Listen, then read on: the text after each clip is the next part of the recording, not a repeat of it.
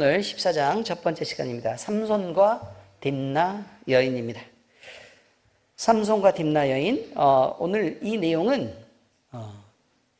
어떤 그 시각에서 이걸 읽어야 되는 거냐면 맨 마지막에 보니까 이렇게 되어 있어요. 그의 부모는 이 일이 여호와께로부터 나온 것인 줄은 알지 못하였더라. 자, 이렇게 되어 있어요. 자, 그러니까 충분히 우리가 오해할 수 있어요. 자, 여호와께로부터 나온 것인 줄 알지 못하더라. 그러면 마치 이 앞쪽에 있는 모든 내용이 뭐처럼 들려요? 하나님이 이끌어 가신 것처럼 보인다 이 말이에요. 자, 그러면 우리 예수님을 보내신 건 누구로부터 나온 거예요? 그렇죠. 우리 여호와 하나님으로부터 나온 거예요. 아시겠죠, 이거는? 자, 그러면 사람이 죄를 안 지으면 우리 예수님이 필요할까요? 안 필요할까요? 안 필요하죠. 사람이 죄를 안 지으면 예수님이 안 필요해요. 주님이 돌아가실 아무런 이유가 없어요.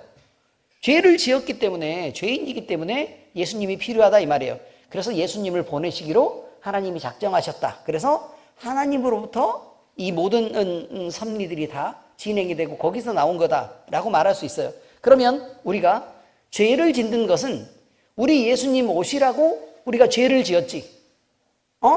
우리가 그냥 내가 뭐 죄 좋아서 지었겠어?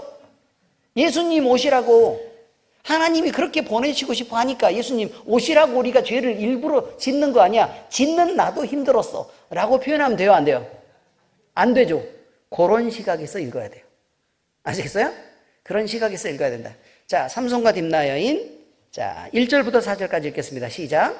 삼손이 딥나에 내려가서 거기서 블레셋 사람의 딸들 중에서 한 여자를 보고 올라와서 자기 부모에게 말하여 이르되 내가 딥나에서 블레셋 사람의 딸들 중에서 한 여자를 보았사오니 이제 그를 맞이하여 내 아내를 삼게 하소서 하매 그의 부모가 그에게 이르되 내 형제들의 딸들 중에나 내 백성 중에 어찌 여자가 없어서 내가 할례를 받지 아니한 블레셋 사람에게 가서 아내를 맞으려 하느냐 하니 삼손이 그의 아버지에게 이르되 내가 그 여자를 좋아하오니 나를 위하여 그 여자를 데려오소서 하니라. 그때에 블레셋 사람이 이스라엘을 다스린 까닭에 삼손이 틈을 타서 블레셋 사람을 치려 함이었으나 그의 부모는 이 일이 여호와께로부터 나온 것인 줄은 알지 못하였더라. 자, 이렇게 내용이 되어 있습니다. 뭐 대충 내용은 이해가 다 되셨죠? 그렇죠? 자, 여러분, 지금 이스라엘 백성은요 블레셋의 압제 속에서 살고 있습니다. 그런데 다른 이방 주변의 이방 민족들이 나라를 세우고 그 세력들이 강성해졌을 때 말이죠. 강성해졌을 때 이스라엘을 괴롭혔던 것을 알 수 있어요.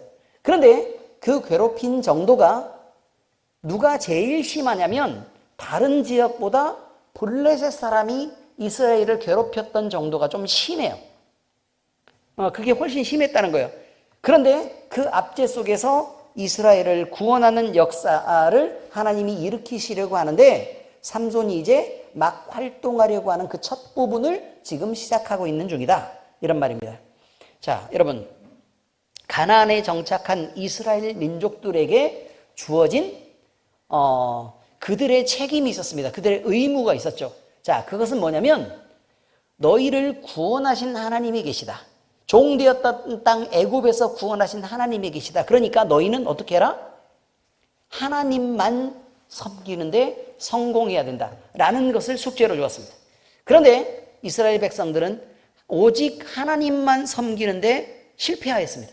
그 신앙을 지켜내지 못했습니다. 그래서 그 결과 그들에게 젖과 꿀이 흐르는 땅, 그들에게 기업으로 주었던 그 땅들을 그들은 지켜야 됐는데 그 땅들을 지켜내지 못했습니다. 그 땅도 지켜내지 못했고 그 다음에 거기서 나오는 그들이 누려야 될 축복으로 주신 그 땅의 소산들이 있었을 텐데 그 땅의 소산들도 어떻게 하지 못했다? 자기의 것으로 만들지 못하고 이웃에게 다 뺏겨버렸다. 그럼 우리는 기본적으로 두 가지를 알아야 돼요. 여기서 두 가지를 알아야 된다고요. 자, 잘 들어보세요. 자, 주님이 우리에게는요, 좋으신 하나님이에요. 좋으신 하나님이란 말은 우리가 예수님을 바로 섬기고 하나님을 바르게 섬기며 살면 우리의 삶이 어떻게 돼야 돼요? 복되고 평안해야 된다고요. 그래서 늘 평안을 물어요. 복되고 평안한가? 이걸 묻는다 그 말이에요. 그런데 문제는 복되고 평안하냐를 물었을 때 내 마음에 괴로움이 있어요 라고 대답을 하거나 아니면 우리의 삶에 큰 어려움에 빠지게 됐어요 라고 얘기를 하면 여러분 아주 특별한 경우가 아니면 대부분은 하나님께 죄를 짓고 잘못한 경우들이 많다고 지금 얘기를 하는 거예요. 여기까지 대충 이해가 되셨죠? 자, 그런데 여기서 자, 자기의 땅을 지켜내고 그 축복으로 준 그것들을 마음껏 누릴 수 있어야 된다라는 말이 뭐냐면 우리가 그리스도인인데 하나님은 우리에게 좋은 것들을 베풀려고 하신다는 거예요. 근데 그 좋은 것들을 베풀려고 하시는데 우리가 죄가 있거나 아니면 우리가 세상을 목적 삼아서 하나님 버리고 하나님이 채워져야 되는 공간 속에 세상을 채우고 나를 채우고 욕심을 채우고 이런 것들로 다 채워버리면 오직 하나님을 섬기는 데서 실패하게 된다는 거예요.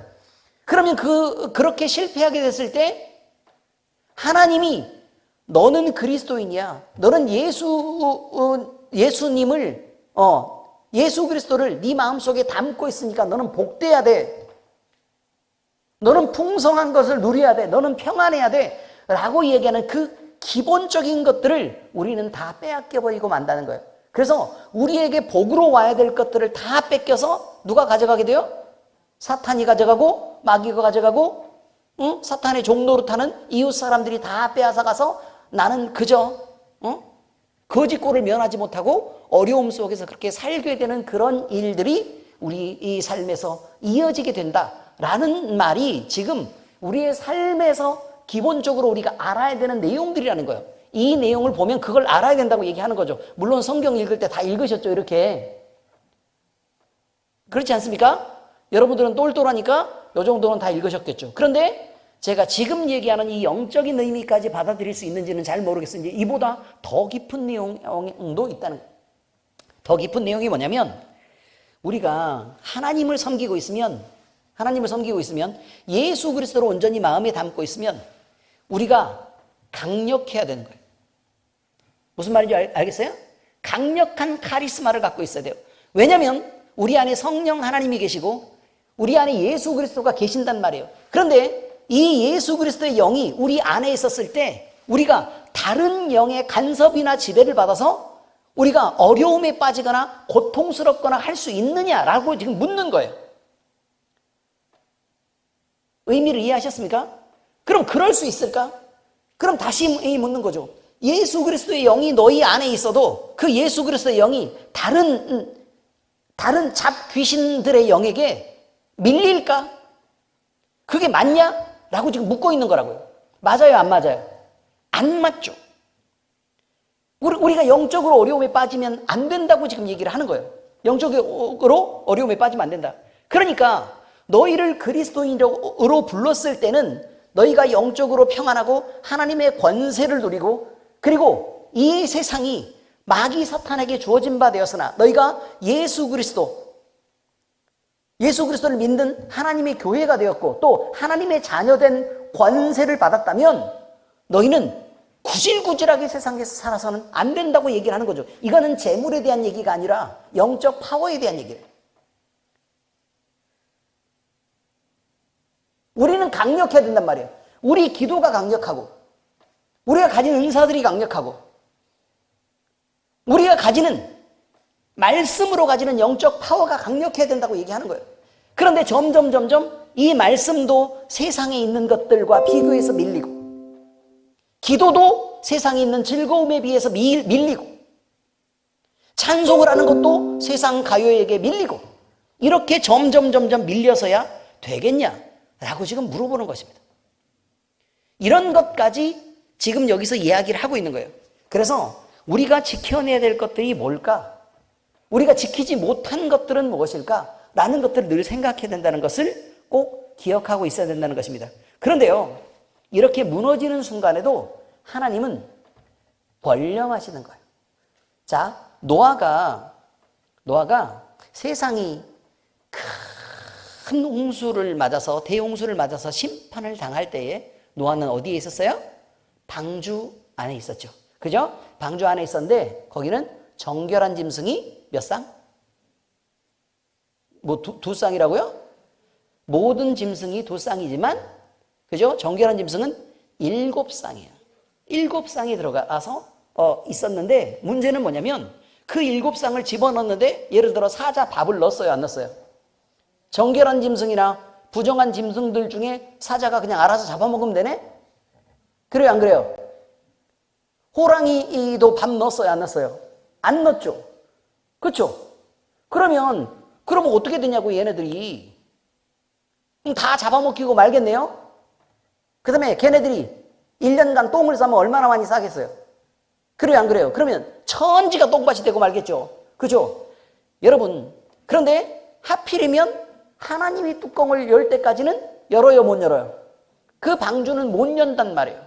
자, 이때 하나님이 그들을 생각하셨다라고 말해요. 그들을 생각하셨다. 노아와 그 가족들을 생각하셨다. 이게 무슨 말이냐면, 노아의 방주에 타고 있는데 그 시간 동안에 무슨 일이 있었는지는 모르지만, 우리는 기본적으로 생각할 때 뭐라고 생각을 하고 있는 거냐면, 그 홍수가 세상을 막 뒤흔들고 배가 막 뒤집히고 이렇게 했을 때 멀미가 났으면 어떻게 될까? 이런 거죠. 근데 그런 거 없이 그냥 조용히 반쯤 잠든 상태에서 1년간 하나님이 보내게 하셨고, 그들의 에너지에서 손실이 없도록 그렇게 만드신 것이다 라고 우리는 생각해요. 의미는 이해하시겠죠? 그래서 그들이 너무 배가 고파져서 주변을 돌아보면서 저걸 한 입만 먹어봤으면 좋겠다? 이런 생각 해요, 안 해요? 그걸 안 하게 됐다고 얘기를 하는 거예요. 그걸 안 하게 됐다. 의미들은 이해하시겠죠? 네, 그렇습니다. 그러니까 우리는 하나님이 그들을 생각하셨다. 그들을 그 전에 그 개혁개정이 되기 전에 뭐라고 표현되어 있는 거냐면 권념하셨다 라고 말해요. 자, 그러면 하나님이 우리를 생각하실 때는 그러면 어떤 모양이 되냐면, 노아가 방주를 타고 있을 때처럼 똑같은 개념으로 우리의 성도의 생활이 지켜지는 거예요. 네, 그렇게 지켜지는 거예요. 세상은, 방주 밖에는 세상을 뒤집는 어마어마한 물결이 일고, 그리고 창수가 나고, 그 다음에 비가 쏟아지고, 그 다음에 땅에 샘이 터지고, 위에서 물이 쏟아지는 그런 난리가 났는데도 불구하고 방주의 안쪽은 어떻게 됐어요? 잠잠하게 됐다. 하나님은 그 안쪽을 어떻게 했다? 생각하셨다. 그냥 생각만 나고 말았던 게 아니고 마음을 두고 생각하시고 그 안쪽을 하나님의 충만함으로 채워가셨다라고 지금 얘기하는 거예요. 우리 성도들이 가지는 성도의 마음이 어떤 거냐면, 세상에는 별일이 다 있을 수 있어요. 별일이 다 있을 수 있다고. 그럼에도 불구하고 우리의 마음은 누가 들어있어요? 하나님, 예수 그리스도의 영이 우리 마음속에 있단 말이에요. 그러면 우리는 그저 방주와 같이 된 거예요. 방주와 같이 된 거예요. 그래서 우리는 우리의 몸이 방주처럼 되어서 우리 예수님을 모시고 있는 공간이 된 거고, 우리가 있는 이 공간이, 이 교회가 방주가 된 거예요. 그래서 그 안쪽에 우리가 얼마든지 평안하고 하나님이 살피시는 가운데 우리가 그 넉넉한 은혜들을 누리면서 살아갈 수 있게끔 하나님이 배려하셨다는 거예요. 하나님은 늘 누구를 생각하시냐면, 모든 사람을 생각하는 게 아니에요. 하나님의 자녀들을 생각해요. 여러분이 그러는 것처럼 말이죠. 하나님이 자녀들을 생각하죠. 다시 말하면 밖에서 안 믿는 사람은 별로 하나님은 관심이 없어요. 하나님을 예배하는 예배자들을 지키시는 하나님이다 라고 얘기하는 것을 우리는 반드시 기억해야 된다고 얘기하는 것입니다. 그런데 만약에 우리가 임의로 만약에 방주의 문을 열면 어떻게 될까요? 그렇죠. 막 뒤집히는 그 회오리 치는 물결이 이 방주 안으로 쏟아져 들어오겠죠. 그죠? 위에서 내리는 비, 그 다음에 밖에서 난리가 난 게 그냥 다 들어오는 거 아닙니까? 그죠? 마찬가지로 우리가 만약에 우리의 신앙에서요, 단단하게 예수님 한 분만을 담고 단단하게 문을 닫고 있지 않으면, 우리가 세상을 향해서 문을 여는 순간 그런 것들이 쏟아져 들어오게 될 거라고 얘기하는 거예요. 사사기의 내용이 바로 그거예요. 사사기의 내용은 이스라엘 백성들이 가나안 땅을 점령해가는 과정 속에서 하나님이 요구한 건 하나예요. 뭐요? 하나님 외에 다른 것들을 섬길 수 있도록 영향을 받는 것들을 깔끔하게 제거하고 가자라고 얘기하는 거예요. 깔끔하게 제거하고 가자. 그 어떤 것도 하나님 단 한 분 섬기는데 영향을 주는 것들, 너희를 흔드는 것들은 그냥 제거하고 가자라고 얘기했는데 여호수아와 이스라엘 백성들은 그것들을 해내지 못했어요. 못했죠. 그래서 결국은 뭘 하게 되는 거냐면 가나안에 있는 토착민들, 이방신들을 섬기는 그들과 뭐 하게 됐는가? 건가? 교류하게 됐다고 얘기하는 거예요. 무슨 말이냐면 문을 열었다는 거예요. 문을 열었다. 뭐하고 똑같은 개념이에요? 방주의 문을 열었다 라는 개념이에요. 그럼 결국은 방향은 한 가지밖에 없어요. 어디로 가요? 죽을 자리를 찾아서 지금 위험하게 빠져들어가고 있는 중이라, 이런 말이에요. 죽은 자리를 찾아서 위험하게 빠져들어가는 거다. 자, 그럼 그때 하나님은 당연히 그럴 줄 알고 있겠죠. 당연히 이렇게 죽어갈 줄 알고 있겠죠. 그러니까 하나님은 뭘 준비해요?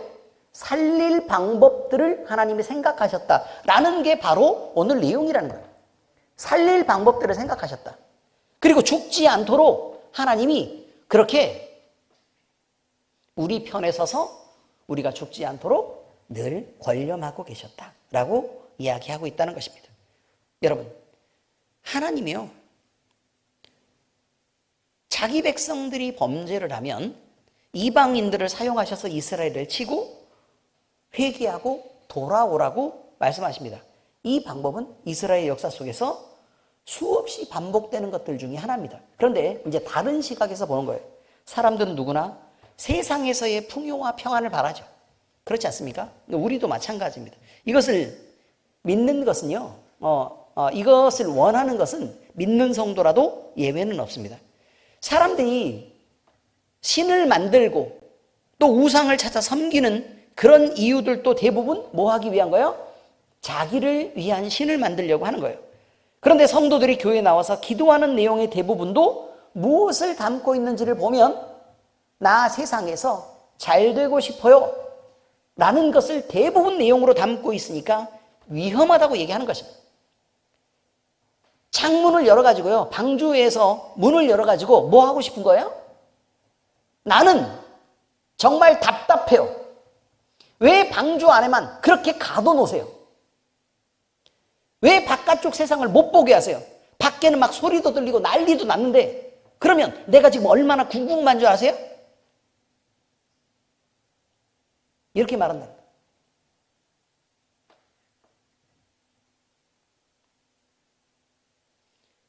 여러분, 우리가 이런 생각을 갖고 있다는 것이 위험하다는 거예요. 성도들이요, 무엇으로 채우려고 해요? 하나님으로 채우고 그 안에서 충만해지려고 하지 않아요. 그러면 성도가 충만해지는 방법은 어떤 거냐? 뭐 이런 거예요. 세상과 완전히 단절하라는 얘기가 아니고요, 예수 그리스도를 먼저 우리 안에 단단하게 품으라고 얘기하는 거예요. 아시겠어요? 자, 다시요. 성경이 얘기하는 건 뭐라고요? 예수 그리스도를 우리 안에 단단하게 품으라고 얘기하는 거예요. 그리고 그 예수님만 점점 안으로 집중해가지고 그 예수님에게 점점 더 집중하는 거예요. 그래서 그 안에서 깊어져 가는 거예요. 이것을 하나님이 원하고 성경에서 그렇게 하라고 가르치고 있는 거예요. 심지어 세상에 있는 재물이 있죠.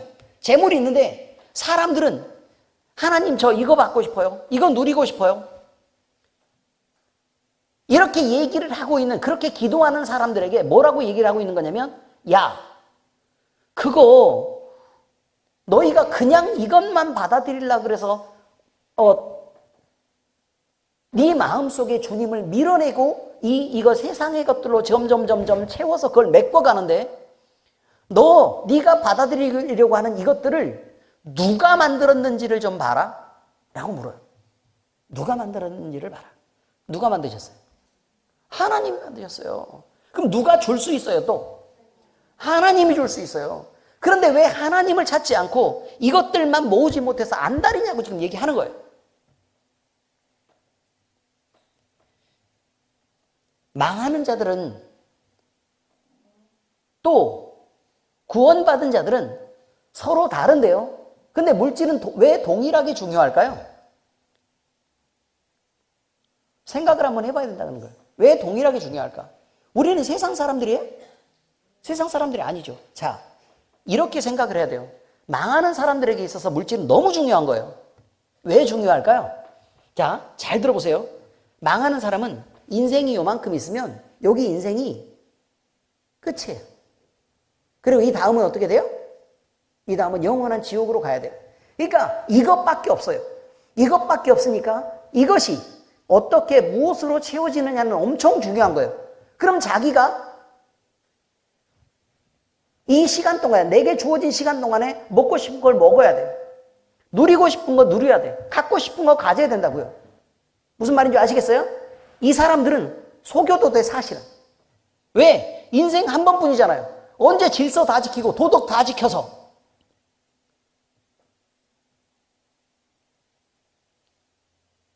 한 번밖에 안 사는데 그 시간 지나가 버리면 누릴 수도 없는데 그거 어떡하냐고 지금. 의미를 이해하시겠죠? 그래서 이 인생을 채워야 되는 거예요. 그러니까 엄청 중요한 거예요. 지금 이게 의미를 아시겠죠? 자, 그런데 믿는 사람들은요, 자, 이렇게 인생이 있어요. 인생을 조금 줄여볼게요, 이렇게. 자, 인생을 이렇게 줄였어요. 또 요만큼의 인생이 있단 말이에요. 인생이 있는데 그 다음에 뭐가 약속돼 있어요? 영원한 세상이 약속돼 있어요. 근데 요 인생이 이 영원한 세상을 갈 수 있느냐 없느냐를 결정하는 거라고요. 그러면 이 영생하는 길을 우리가 선택해서 그걸 가려고 하면 이거를 하나님의 뜻에 맞게 잘 살아내야 될 거 아니냐고. 이해되셨습니까? 무슨 말인지? 그러니까 먹고 싶은 거 먹고 갖고 싶은 거 갖고 쓰고 싶은 거 쓰고 하는 안 믿는 사람들, 이 미래가 없는 사람들이 하는 것과 동일한 선택을 해서 그렇게 가면 안 된다고 얘기하는 거예요. 이거는 오직 뭘 위해 써야 돼요? 사랑하는 데 써요? 누리는 데 써요? 즐기는 데 써요? 그거 아니에요. 이거는 철저하게 구원을 이루는 데 쓰는 거예요. 아멘? 무슨 말인지 아시겠죠? 자, 다시 따라서 해보세요. 우리 인생은 구원을 이루는 것으로 사용하는 것입니다. 이게 엄청 중요한 거예요. 이게 대전제예요. 망하는 사람들과 구원받은 사람들은 엄청 차이가 있어요. 아예 다른 인생을 살아요. 다른 목적을 갖고 살아요. 다른 가치를 갖고 살아요. 그래서 다른 선택을 해야 돼요. 이게 너무 중요한 거란 말이에요. 그런데 여러분, 물질 풍요한 거 좋아요, 안 좋아요? 좋아요. 물질 풍요한 거 좋긴 좋죠, 당연히. 그런데요, 만약에 우리가 물질이 풍요해지는 것 때문에 노는 거를 생각하게 되고, 물질이 풍요한 것 때문에 즐기는 걸 생각하게 되고, 물질 풍요한 것 때문에 어디 맨날 사람들을 만나러 다니느라고, 그래서 이 물질을 사용하고 자랑하고 이것을 즐기느라고 하나님을 예배하는데 게을러지고 하나님을 선택해서 섬기는데 이 물질이 방해가 된다면 성도에게 물질은 그러면 유익일까요? 해로움일까요? 바로 그 얘기를 말하는 거예요. 해로움이 된다는 거예요. 해로움이 된다. 자, 이쪽은요, 구원받지 않은 사람들에게 물질은 어떻게 해야 돼요? 무조건 많아야 돼요. 이해되셨죠, 이제? 무조건 많아야 돼요. 쓸 수 있을 만큼 뭐든지 다 있어야 된단 말이에요. 왜? 그게 전부니까. 우리는 그걸 이해할 수 있어야 돼요. 구원받은 사람들이잖아요, 우리는.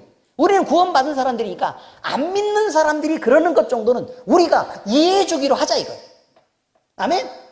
네, 그래야 된다고. 이해해 줘야 돼요. 아, 저 사람들이 저렇게 세상에 물질 돈 하면서 저렇게 쫓아다니면서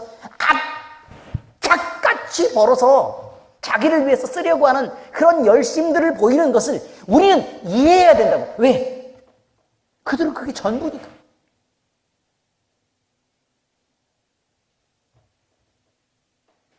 우리는 그게 아니라고 얘기하는 거예요. 자, 다시요. 물질 풍요로우면 좋아요, 안 좋아요? 좋아요. 근데 성도에게 물질이 하나님을 섬기는데 대부분은 긍정적인 방향으로 쓰이지 않아요. 오히려 하나님과 멀어지는 방향으로 써요. 부자들 치고 하나님을 간절하게 찾는 사람도 없고, 부자들 치고 하나님을 간절하게 의지하는 사람도 없고, 부자들 치고 하나님을 납작하게 엎드려서 높이는 사람도 드물어요. 그러니까 나사로 얘기가 나오는 거예요. 부자의 구원이라는 말이 나와요. 낙타가 바늘길을 통과하는 것보다 어렵다라는 말이 그렇게 나와요. 그래서 부자라는 게 그런 의미를 갖고 있다는 걸 알아야 돼요. 물질이 부여하면, 다시 말해서 세상으로 채워진 사람은, 그걸 목적하고 있는 사람은 구원을 이루기가 어렵다는 거예요. 왜냐하면 세상을 먼저 누리려고 하기 때문에 그렇다. 그런데 만약에 여러분, 우리가 고난받는 거 좋아요, 싫어요? 싫어요. 아픈 거는요, 싫어요. 그 다음에 늘 병들어 사는 거는요, 싫어요. 가난하게 사는 거는요, 싫어요. 그런데 이런 것 때문에 하나님을 찾을 수밖에 없고, 이런 것 때문에 하나님을 부를 수밖에 없다면, 그러면 우리의 인생에서, 구원받은 사람들의 인생에서 요 인생의 내용 중에 요 구원을 이뤄가는데 이런 고통과 고난과 어려움과 결핍은 유익한 것으로 작용하게 될 가능성이 많다는 거예요. 그래서 성경은 고난이 유익한 것을 알으라고 얘기하는 거예요.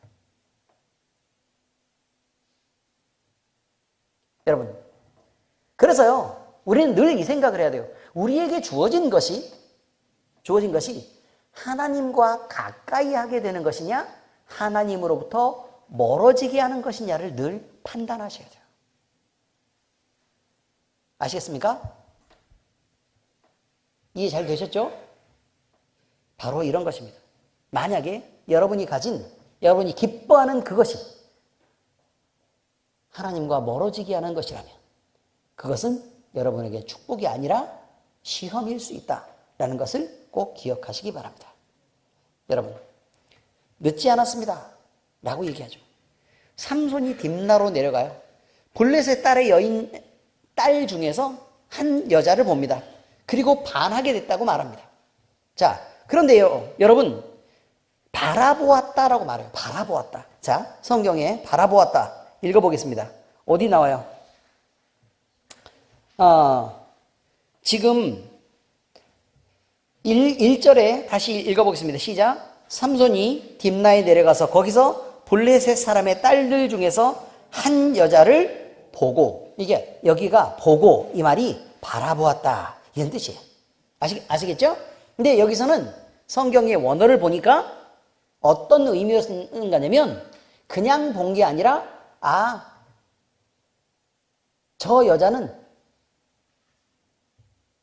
성적으로 매력이 있구나라고 본 거예요.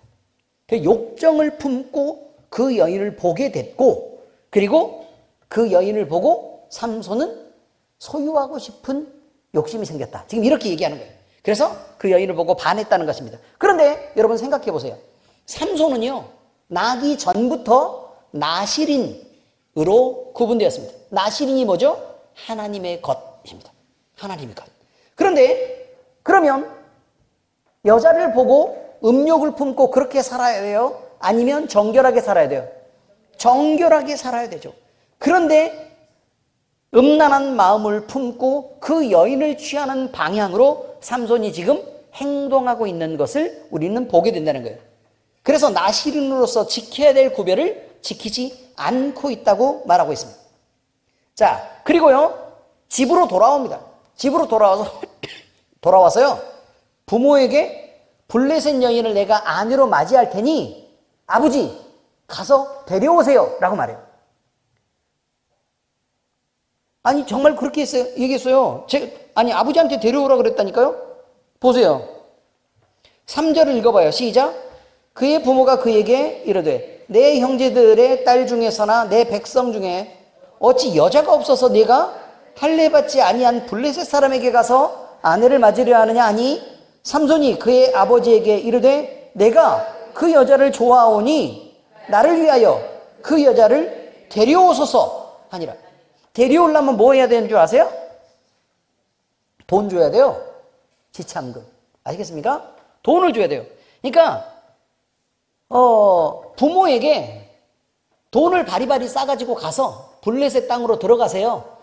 그리고 그 여자의 부모에게 그 돈을 주고 그 여인을 데리고 오세요. 그럼 내가 아내를 삼으려니까.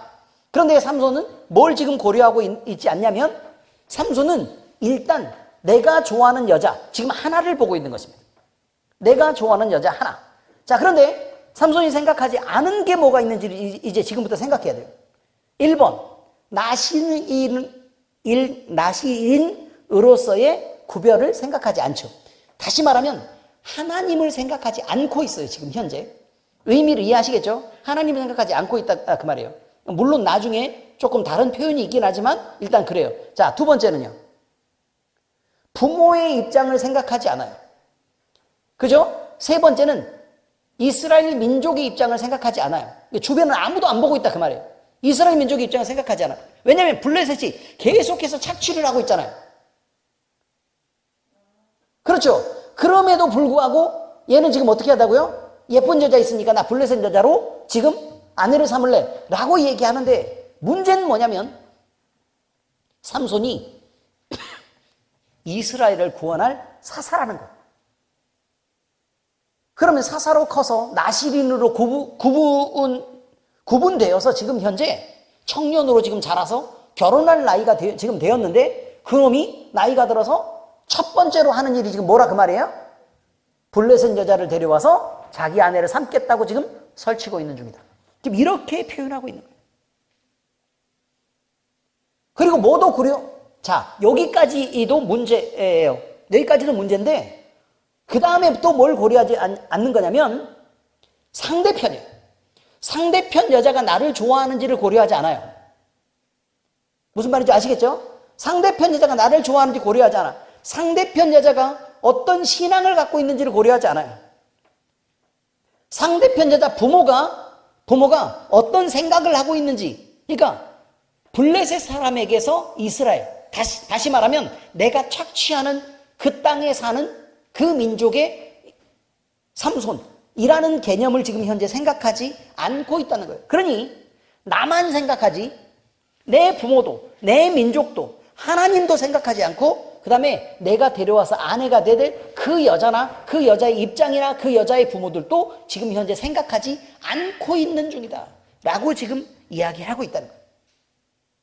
근데 여러분 왜 그렇게 삼손이 이렇게 당당할 수 있을까요? 그렇죠. 블레셋 땅에 왜 마음대로 내려갈 수 있어요? 삼손은 나시린이었기 때문에 그가 머리를 자르지 않은 상태에서는 무지하게 지혜롭고 힘이 있어요. 그죠?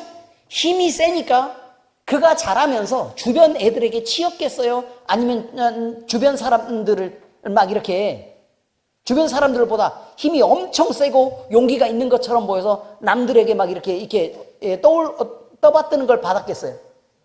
두 번째겠죠, 두 번째. 그러니까 문제라는 거예요. 이렇게 컸어요. 이렇게 힘도 세요. 이렇게 지혜도 있어요. 그래서 이스라엘을 구원할 줄 알았어요. 블레셋이 아무 말도 못하고 있는 블레셋 사람들도 그냥 거기 와가지고 내가 얘 좋아하니까 나 얘랑 결혼할래 라고 얘기했는데 그럼 벌써 무레비들이 나타나서 다 뒤집었어야 되죠. 그래 안 그래요? 아무나 힘없는 놈이 가가지고 막 키 165밖에 안 되는 힘없는 놈이 막 이렇게 가가지고 거기서 나 이 여자랑 결혼할래 이렇게 했으면 가만 냅뒀겠어요? 말도 안 되는 거죠. 그러니 여러분 지금 대단히 어려운 지경에 빠져 있어요. 삼손이 그저 막무가내로 지금 이렇게 가고 있는 것입니다. 근데 삼손의 말을 들은 부모가 그 결혼을 인정하지 않아요. 할례에 받지 않았다 라는 것은 하나님과의 언약이 있는 민족이냐라고 지금 묻고 있는 거예요. 그 언약의 상징이었기 때문에 그 범위를 벗어난 민족의 딸을 며느리로 받아들일 수 없다는 이유가 분명히 있다는 거예요. 신명기 7장 3, 4절에 읽어보세요. 시작. 또 그들과 혼인하지도 말지니 네 딸을 그들의 아들에게 주지 말 것이요 그들의 딸도 내 며느리로 삼지 말 것은 그가 내 아들을 유혹하여 그가 여호와를 떠나고 다른 신들을 섬기게 함으로 여호와께서 너희에게 진노하사 갑자기 너희를 멸하실 것임이니라. 이렇게 돼 있어요. 출애굽기 34장 15, 16절 읽습니다. 시작. 너는 삼가 그 땅의 주민과 언약을 세우지 말지니 이는 그들이 모든 신을 음란하게 섬기며 그들의 신들에게 제물을 드리고 너를 청하면 네가 그 제물을 먹을 감이며 또 네가 그들의 딸들을 내 아들들의 아내로 삼음으로 그들의 딸들이 그들의 신들을 음란하게 섬기며 내 아들에게 그들의 신들을 음란하게 섬기게 할까 함이니라 라고 지금 분명히 이야기하고 있습니다. 명령입니다. 명령. 자, 특히 나실인으로서 구별된 삶을 살아야 됐던 삼손에게는 일반 백성들보다 더 중요하고 더 바람직하게 이런 계명이 지켜질 것이 요구되었을 것이라 이런 말이죠. 그런데도 불구하고 삼손은 내가 그 여자를 좋아한다니까요 라고 버팅겼다 라고 지금 얘기하고 있습니다. 자, 그런데요 여기서는요 거기를 읽어보면 이제 본문으로 올라가서요 다시 한번 보세요. 4절 봐요. 자, 4절 같이 읽습니다. 그때에 블레셋 사람이 이스라엘을 다스린 까닭에 삼손이 틈을 타서 블레셋 사람을 치려 함이었으나 그의 부모는 이 일이 여호와께로부터 나온 것인 줄은 알지 못하였더라. 자, 이 부분은 뭐냐면요. 이 부분은 자, 삼손이 이 여자에게 완전히 빠져서 지금 현재 계획했던 것처럼 보이지는 않는다는 거예요. 처음에 봤을 때는 블레셋 사람들을 치기 위해서 빌미로 삼아서 시비거리로 지금 시작하고 있는 일인 것은 맞아요. 그러면 이게 시비거리로 시작됐을 때 온전히 그가 마음을 지키고 또 하나님이 주신 지혜를 써서 죄를 범하지는 말아야 될 거 아니냐는 거예요. 그런데 나중에 쭉 시간이 지나면서 봐봐요. 그러면 그가 지금 보세요. 삼손이 틈을 타서 블레셋 사람을 치려고 했었는데 그 계획이 이루어져요? 아니면 이루어지지 않아요? 이루어지지 않고 그가 계속해서 밀려가는 현상이 나타나게 된다는 것입니다. 하나님의 뜻은 결국 삼손에게 나중에 이루어져요. 그렇지만 삼손은 그가 계획했던 대로 블레셋을 치고 승리하는 멋진 삶을 살지 못했다는 부분에 문제가 있다는 거예요. 여러분, 우리도요, 인간된 욕심으로 죄를 짓기도 합니다. 그리고 그 욕심 때문에 수많은 실수를 범하기도 한다는 거예요. 야고보서 1장 14절 15절 같이 읽겠습니다. 시작. 오직 각 사람이 시험을 받는 것은 자기 욕심에 끌려 미혹됨이니 욕심이 잉태한 즉 죄를 낳고 죄가 장성한 즉 사망을 낳느니라. 여러분, 어떤 상황이 되었던 우리는 상황을 만나면서 절망할 수도 있고 좌절하여 넘어질 수도 있고 또 구원을 의심하기도 하고 심지어 이미 내가 이 정도까지 망가진 인생이라면 이제 나 같은 거는 도대체 가능성이 없다라고 치부해서 더 깊은 죄 속으로 자신을 밀어넣으며 이제 나 같은 건 구원도 없어 라고 포기하는 삶을 살아가려고 시도할 수도 있습니다. 그런데 하나님은 이런 우리를 끝까지 포기하지 않으셨다고 말씀하시고 아직 하나님의 선한 계획과 열심 속에 우리가 포함되어 있다고 말하는 그런 내용이라는 거예요. 우리의 구원은 우리가 잘하고 못하고 때문에 결정되는 것이 아니라 하나님의 열심과 또 예수 그리스도라는 하나님의 능력으로 우리가 구원을 받게 되는 것인데 우리는 그것을 늘 의심하고 우리 자신이 행한 행동과 또 그 행동에 대한 결과로 우리의 구원이 이루어질 거라고 생각한다는 것이 문제라는 것을 지금 말하고 있는 것입니다. 여러분, 우리가요, 잘못할 수 있어요. 죄를 지을 수 있어요. 망가질 수 있어요. 삼손처럼 얼마든지 그럴 수 있다는 것입니다. 그런데 하나님은 정말 삼손을 망하게 하셨느냐?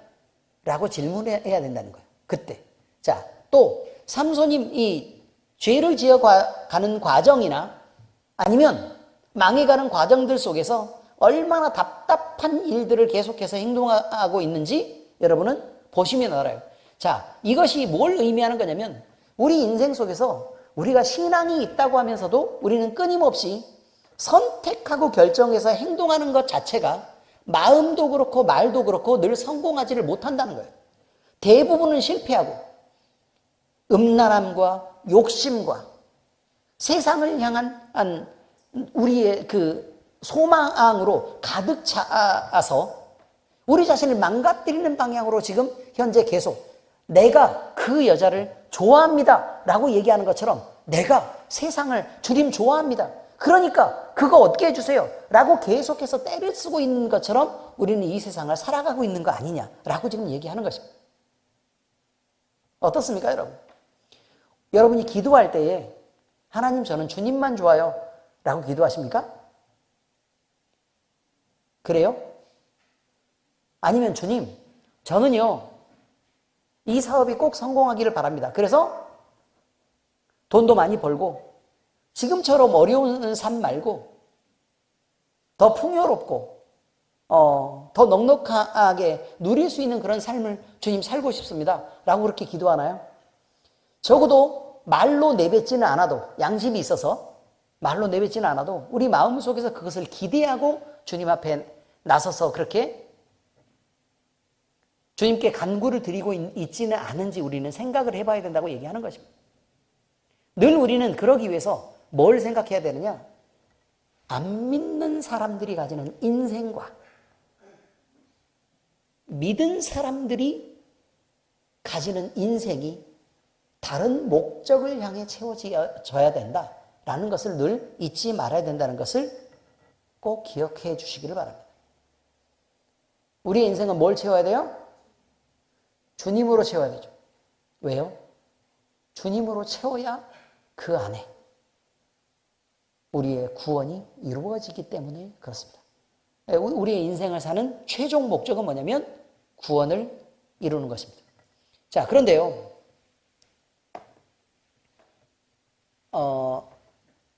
사실 고민이 생기기도 합니다. 우리가 생각하는 가장 소중한 사람들이